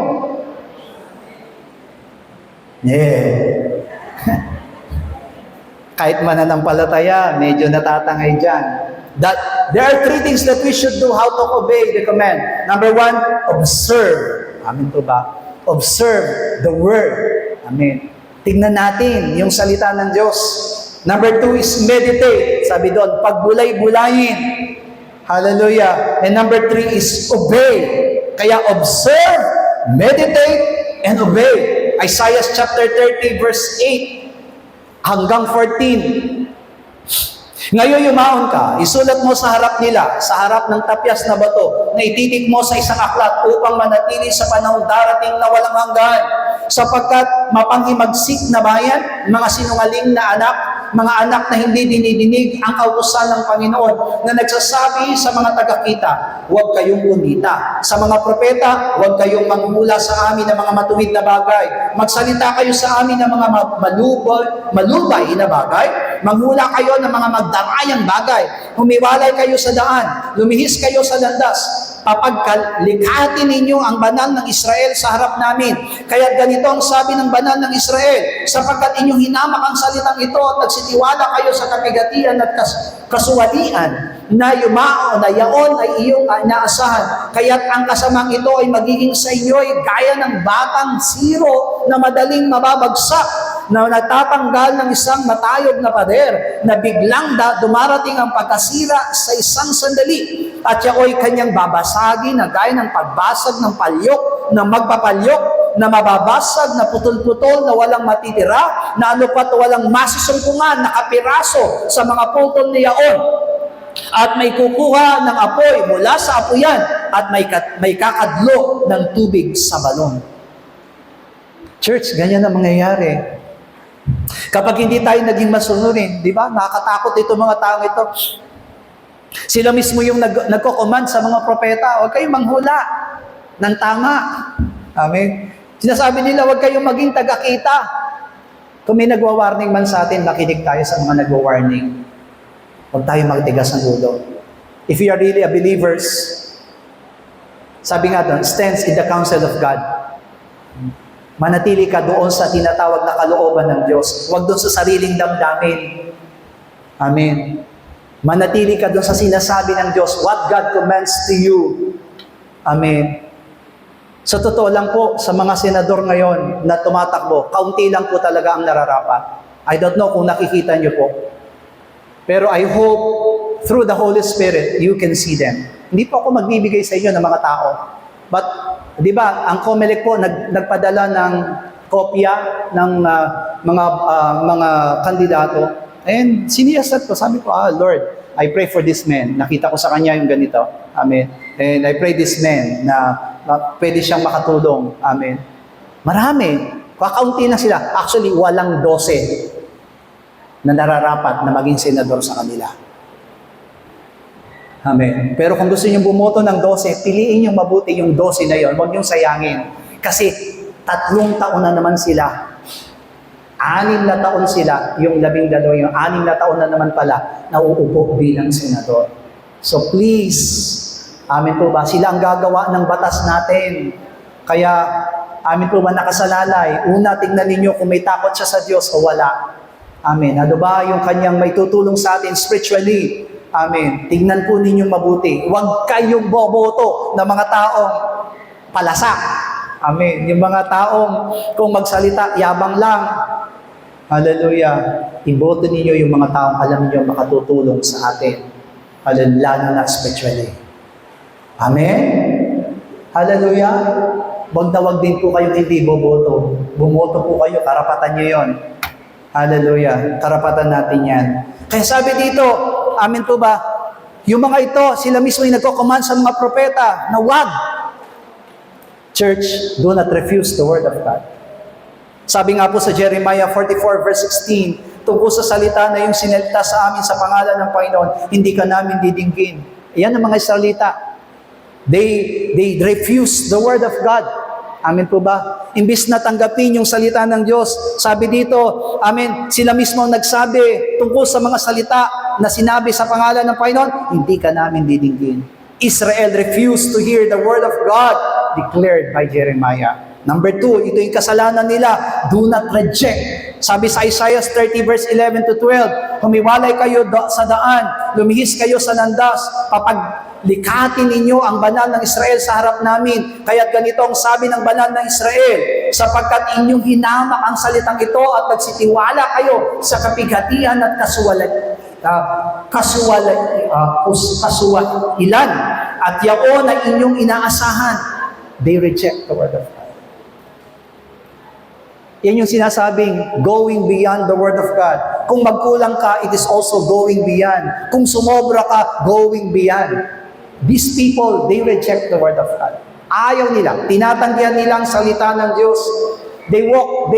Israel wants to walk according to their own ways. Hallelujah. Number 3, ito naging kasalanan nila. They despise the word of God. Tingnan niyo po, Isaiah chapter 30 verse 12. Kaya ganito ang sabi ng banal na Israel, sapagkat inyong hinamak ang salitang ito at nagsitiwala kayo sa kapigatian at kasuwalilan at yaon ang inyong inaasahan. Israel go against God. Kaya tayo din, mga minamahal na kapatiran na naririto, huwag nating labanan. Do not despise the word of God. Even though it is really very hard to understand, then accept it. Kung di mo naintindihan ng salita ng Diyos, pray for it. Manalangin ka sa Panginoon, Lord, tulungan mo akong unawain ng salita ng Diyos. Number 3, sabi dito, sin that causes judgment to Israel. Ano nga ba itong kasalanan? Sabi sa Isaiah 30 verse 13 to 14, kaya't ang kasamang ito ay magiging sa inyo'y gaya ng batong sira, na madaling mababagsak, na natatanggal sa isang matayog na pader, na biglang dumarating sa pagkasira sa isang sandali, at siya ay kaniyang babasagin na gaya ng pagbasag ng palyok sa magpapalyok, na mababasag na putol-putol na walang patitira, na ano pat walang masusumpungan na kapiraso ng mga putol niyaon, na may kukuha sa apoy na mula sa apoyan, at may kakadlo ng tubig sa balon. Why? Because they do not respect God's authority. Once we do not accept the word of God, we do not respect God's authority. Because why? The word of God possesses God's authority. All the authority of God was given to the word. Kaya ang pinakakailangan natin, we need to respect God's authority sa pamamagitan ng salita ng Diyos. But if we will go beyond the word of God, we do not respect God's authority. Next, we need the word for our direction. Lahat tayo, hindi natin alam kung saan ang patungo natin. But with the Word of God, it is the Word of our direction. We will be directed on our way. Number 3, we must love His Word and let it flow in our lives. Amen? Love the Word. Sabi, respect God's authority, accept the Word as your direction, and you need to love His Word. Do not go beyond, but speak just as God declared His Word. Huwag kang lalagpas sa lahat ng mga sinabi ng Diyos, kundi salitain mo, banggitin mo ang lahat ng mga inihayag na salita sa iyo. 1 Peter chapter 4 verse 11, na kung ang sino man ay magsasalita na gaya ng mga aral ng Diyos, kung ang sino man ay nangangasiwa, ay gaya ng mga kalakasang ibinigay ng Diyos, upang ang Diyos ay papurihan ng lahat ng mga bagay sa pamamagitan ni Jesucristo, na nasa Kanya ang kalwalatian at ang paghahari magpakailanman siya nawa. Kapag daw magsasalita tayo gaya ng aral ng Diyos. Amen. Do not go beyond, but let God's name be revealed through you. Colossians chapter 3 verse 17. At anumang inyong ginagawa sa salita o sa gawa, gawin ninyong lahat sa pangalan ng Panginoong Hesus, na nagpapasalamat kayo sa Diyos sa pamamagitan niya. Do not go beyond, but let God's name be revealed through you. Hallelujah. Next, do not go beyond, but let the Word be your life. Sabi dito, Santiago chapter 1 verse 21 to 25. Kaya't ihiwalay ninyo ang lahat ng karumihan at ang pag-apaw ng kasamaan at tanggapin ninyo ang mga kaamuan ng salitang itinanim na makapagliligtas sa inyong mga kaluluwa.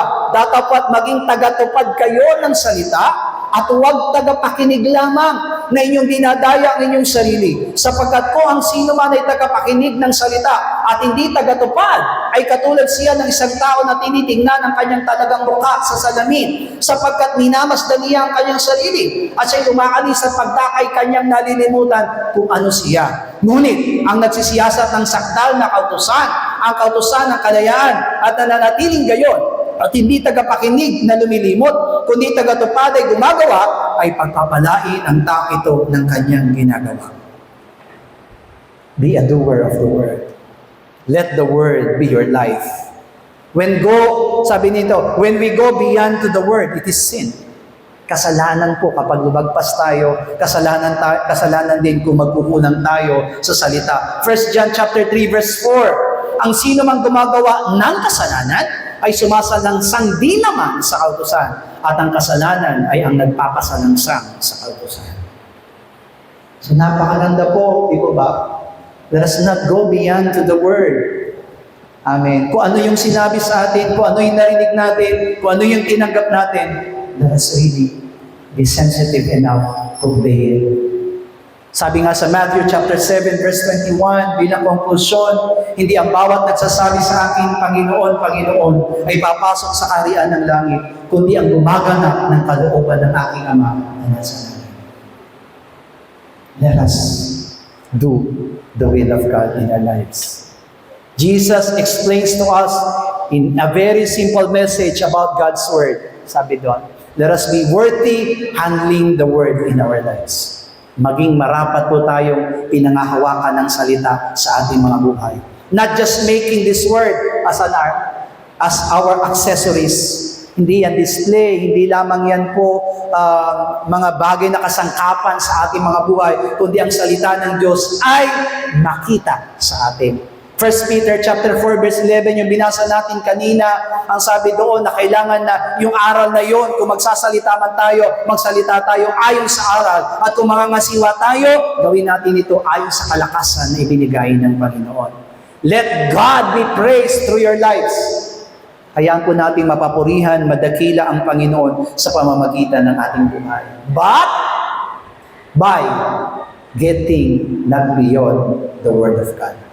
Sabi nga po natin, oh my soul, do not go beyond God's Word. Oh my soul, do not go beyond God's Word. Oh my soul, do not go beyond God's Word.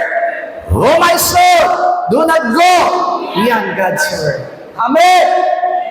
1 Samuel chapter 15 verse 22 to 24. Sinabi niya Samuel, nagtataglay kaya ang Panginoon ng napakadakilang pagkatuwa sa mga handog na susunugin at sa mga hain na gaya ng pagsunod ng tinig ng Panginoon. Narito, ang pagsunod ay maigi kaysa sa hain at ang pagdinig ay kaysa sa taba ng tupang lalaki. Sapagkat ang paghihimagsik ay gaya ng kasalanan ng panghuhula at katigasan ng ulo na gaya ng pagsamba sa mga Diyos-Diyosan, sa mga terap, sapagkat dahil sa inyong itinakwil ang salita ng Panginoon, ay kaya namang itinakwil ka upang huwag kang maging hari. At sinabi ni Saul kay Samuel, ako'y nagkasala, sapagkat ako'y sumalansang sa utos ng Panginoon at iyong sa mga salita, sapagkat ako'y natakot sa bayan at sumunod sa kanilang tinig. Diba sabi dito, ang paghihimagsik ay gaya ng kasalanan ng panghuhula. Kapag daw tayo naghimagsik laban sa Diyos, parang yung kasalanan sa panghuhula. Nagsasalita tayo ng kasinungalingan. Ano daw ang katumbas naman ng katigasan ng ulo? Ang katigasan ng ulo ay gaya ng pagsamba sa Diyos-Diyosan. Kapag naging matigas ang ulo natin sa salita ng Diyos, it is the same. You are worshiping gods. Hindi tayo sumasamba sa Diyos-Diyosan. Pero kapag naging matigas pala ang ulo natin sa salita ng Panginoon, ito'y katumbas din ng pagsamba sa Diyos-Diyosan. God rejected Saul. Why? Because he go beyond the word of God. Simple lang ang ginawa ni Saul. Ang utos ng Panginoon sa kanya, patayin lahat. Lahat ng hayop patayin, pero nagtira siya ng matataba. Amen? Yung matataba, sabi ni Samuel sa kanya, ano yung naririnig ko? Mga iyakan ng mga baka. Lord, nagtira ako ng matatabang baka para ihandog ko sa Diyos. Kaya sabi ng Panginoon, ano mahalaga? Pagsunod o hain? Ang sabi ng Panginoon, mas mahalaga ang pagsunod kaysa sa mga hain. Amen? Wala man tayong ihahandog ngayon, wala man tayong ibibigay ngayon, pero sapat na maibigay natin ang pagsunod natin. It is really a perfect worship and sacrifice to the Lord. Amen? Isa pa po, oh my soul, do not go beyond God's word. Oh my soul, do not go beyond God's word. Oh my soul, do not go beyond God's word. Oh my soul, do not go beyond God's word. Last verse, Isaiah 30 verse 10. Sabay-sabay na nagsasabi sa mga tagakita, huwag kayong kumita, at sa mga propeta, huwag kayong manghula sa amin ng mga matuwid na bagay. Magsalita kayo sa amin ng malubay na bagay. Manghula kayo ng mga magdarayang bagay. Ito rin ba gusto natin? Ayaw natin yung mga pananalita na kung saan itinutuwid tayo. Kaya sabi nila, magsalita ka sa amin ng malubay na bagay, yung mga bagay na gustong-gusto naming marinig, yung mga bagay na nakaka-inspire sa amin. Pero hindi. What the Word of God said, it should be said. Kung anong sinabi ng Panginoon, yun ang sasabihin. Sabi nga ni Balaam kay Balak, Balak, hindi ako pwedeng magsalita nang hindi binapasabi ng Panginoon. Ang problema lang kay Balaam, anong problema kay Balaam? Sinusubukan niya ang Diyos. O sige, lipat tayo ng altar. Baka sakali doon, maisumpa ko ng Israel. Nagdadalawa siyang isip. Diba, sabi sa Santiago, ang taong pabago-bago ang isip, wag aasa na tatanggap galing sa Diyos. Huwag mo nang pagdudahan ng Panginoon. Sabi mo nga sa katabi mo, huwag mong pagdudahan ng Panginoon. Magtiwala ka sa Diyos. Let us be faithful handling God's Word. Do not go beyond God's Word. Amen po ba? Sabihin nga po natin, let us be faithful.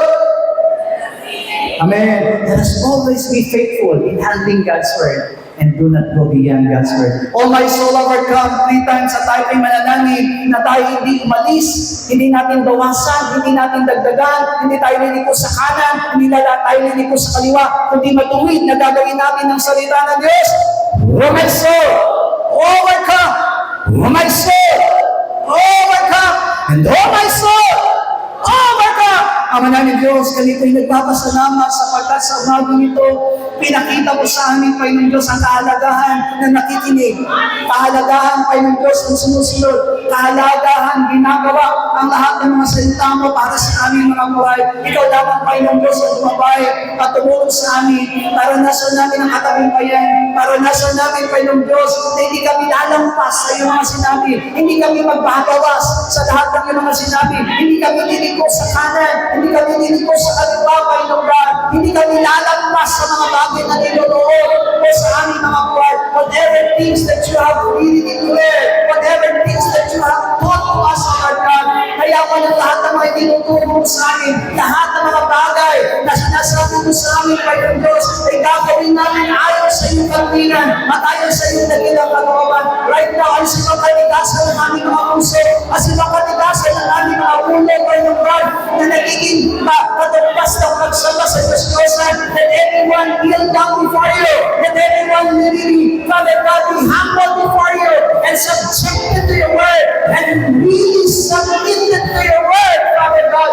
Ama, salamat sa mga pagpapaalala ko, Panginoon Diyos, na ikaw lamang ang aming kailangan, ikaw lamang ang dapat namin inisar, ikaw lamang ang Diyos ang naisin namin, Panginoon Diyos, na gagawin at tumulong sa aming mga buhay. Ingatan mo kami, Panginoon Diyos, na maingatan ng mga pananampalataya, maingatan ng salita, maingatan ng salita, Panginoon Diyos, pag-ingatan ito kung paano ingatan ito na ibigay sa amin, Panginoon Diyos. We will not go beyond to your word. We will not go beyond to your word, Father God, but let our hearts possess the obedience to your word. Let everyone obey your word. Oh, my soul, obey your word. Oh, my soul, obey your word. And oh, my soul, remain in your word. Yan ang aming patuloy na dinadalangin. Huwag mo kaming pababayaan namin, Diyos. Kumilos at tumuha ka sa aming mga buhay. Salamat po, Panginoon. Aming Diyos, ikaw ang aming katagumpayan. Ilayo mo sa amin ang spirito ni Nabucodonosor na nagmamalaki, may kayabangan, at nagsasabing hindi kanya kailangan. Panginoon, nawa masuntukan mo sa aming mga puso na nagsasabing, Panginoon, ikaw ang kailangan namin. Ikaw lamang ang tanging kailangan namin. Ikaw lamang ang aming tagapagligtas. Ikaw lamang ang aming manggagamot. Ikaw lamang ang Diyos na gagawa sa aming buhay. Panginoon, ingatan mo kaming lahat. Huwag mong pababayaan ang mga salita na narinig namin ay mabaliwala. Baunin namin ito. And we will not go beyond to your word. Patuloy namin tutuparin at gagawin ang lahat ayon sa iyong katwiran at ayon sa iyong kalooban. Pagpalain mo ang lahat ng iyong mga anak na nakinig ng iyong mga salita. Kaya mo, Ama, namang pinagdaraanan nila, maging sandigan nila ang iyong katotohanan. Patuloy ng padaligan ng iyong mga pangako. At ikaw lamang, O Diyos, ang tunay na mapagaliin nila sa anong buhay. Salamat po. Binabalik namin sa iyong pagsamba at pagpupuri. Sa pangalan po ng aming Panginoon Jesus. Amen. Palapakan po natin ang ating Diyos sa buhay.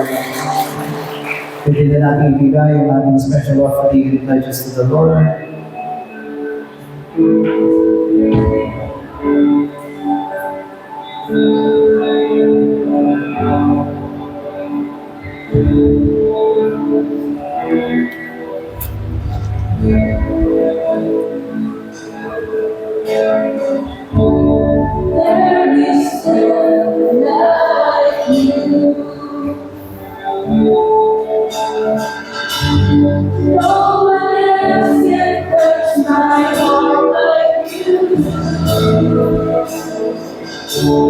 Oh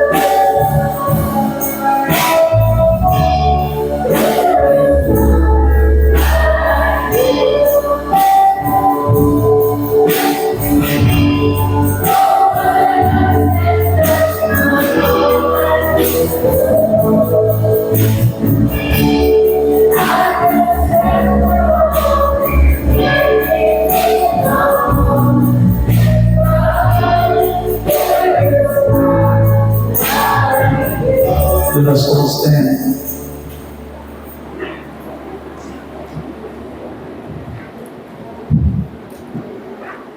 Ama naming Diyos, idinadalangin namin ang eleksyon bukas sa aming bansang Pilipinas. Wala po kaming magagawa, Panginoon, kung kami hiwalay sa iyo. At bilang mga mananampalataya, hayaan mo, Ama, na pangunahan ng aming puso at isipan na hindi kami matangay ng sanlibutan.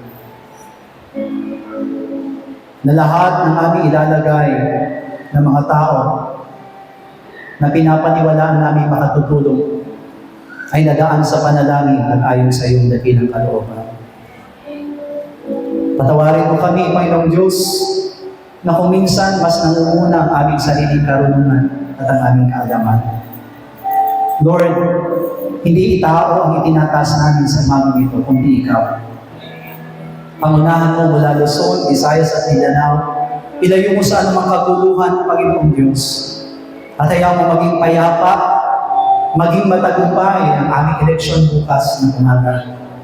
Sapagkat naniniwala kami, O Diyos, na bawat ilalagay mo sa posisyon, ito'y niloob mo, Panginoon, at pawang katwiran at kalooban mo ang magyayari. Hindi kami makalalaban, Panginoong Diyos, kung sino man ang ilalagay. Bagkus we will submit ourselves to this authority sapagkat alam namin lahat ng pamahalaan ay galing sa iyo. Kaya naman, mula sa mga kamay ng mga mananampalataya, kaya mo, Ama, na ikaw magturo sa amin. Hindi ang kalooban namin, kundi ang kalooban ng kasunod. Ikaw maghari, Panginoong Diyos, at nawa lahat ng mga kandidato, Panginoong Diyos, matalo man o manalo, tatanggapin nila ito na ang kapurihan ay para sa iyo.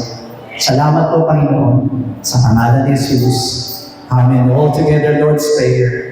Ama namin na sa langit, sambahin nawa ang pangalan. Ikaw nawa ang maghari sa amin. Sundin nawa ang iyong kalooban dito sa lupa tulad ng sa langit. Bigyan mo po kami ng pagkain kailangan namin sa araw na ito.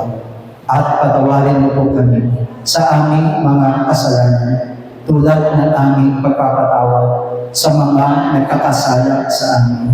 At huwag mo kami iharap sa mahigpit na pagsubok, kundi ilayo mo po kami sa masama, sapagkat iyo ang kaharian at ang kapangyarihan at ang kapurihan magpakailanman.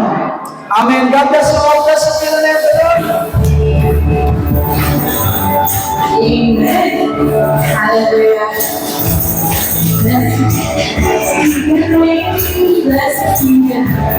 Blessed be the name of the Lord.